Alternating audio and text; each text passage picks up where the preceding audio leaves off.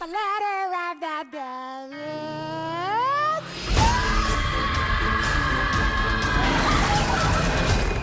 What is up, Flick fans? Welcome back to my channel. A24's X is one of the craziest experiences you will have in the theater all year. Today, we're going to talk about why. Hey, if you're here and you like this channel, be sure to drop your thumbs up down below and leave your comments.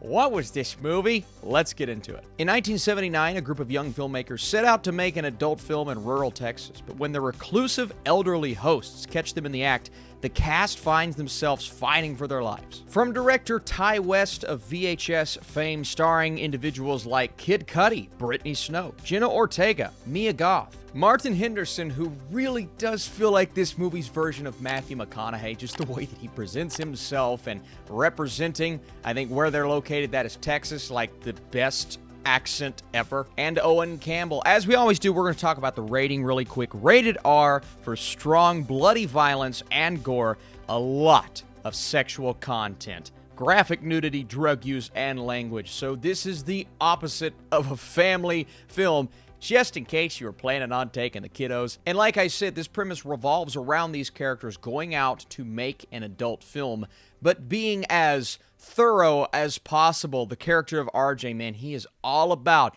independent cinema. It's the character, every time he talks, I'm like, yep, that'd be me, the guy that nobody wants there, but he's like, we're going to make a film, all right? We're not doing, this is McConaughey, we're going to make a film. We're going to make it as precise as possible.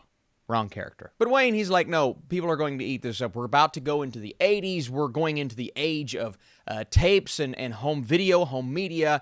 This is going to change the game. He is convinced. His actors are convinced. Brittany Snow as Bobby Lynn. She is really good alongside Kid Cudi in this film. Mia Goth, though, she's kind of the star of the show as we start with her so determined to be the best at her craft. So they set out. The journey was fun. You get a lot of hints as to what this film is going to try to handle in the third act. I love the style of this movie. I want to talk about that super quick. Oh my goodness, the direction, it is slick. The cinematography is outstanding. This look and feel is exactly the kind of look and feel you want in a horror slasher movie. Now, I got more thrills than scares. Don't get me wrong, the jump scares are there. It is clearly intended to be a horror film, and it does accomplish that in many ways. For me, though, it's the more uncomfortable moments. It's the more chill-inducing, kind of almost cringe-inducing scenes, and as you're watching this, you're like, this is making me feel so uncomfortable while I am watching. When it comes to the actual jump scares, they didn't go the cheap route, and they didn't include them all throughout, but when they do them, they work. Didn't get me, but they did get my wife. So that's how I'm going to gauge this. But again, I'm okay with that if you can make me feel uncomfortable. This movie is also as crazy as it gets in the third act because you are going to feel like, why did I need to see that? But at the same time, isn't that the purpose behind a horror film, to make you feel that way? And I thought it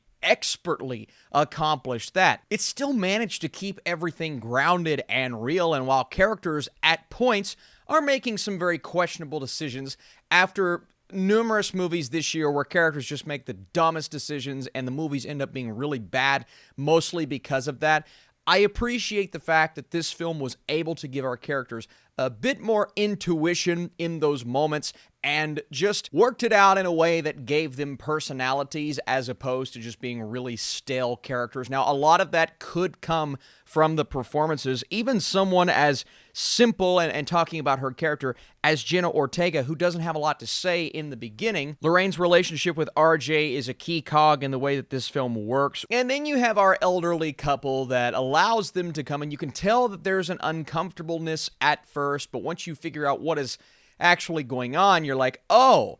But for me, I was still having trouble wrapping my head as to the why things were happening the way that they did until the main end of the movie.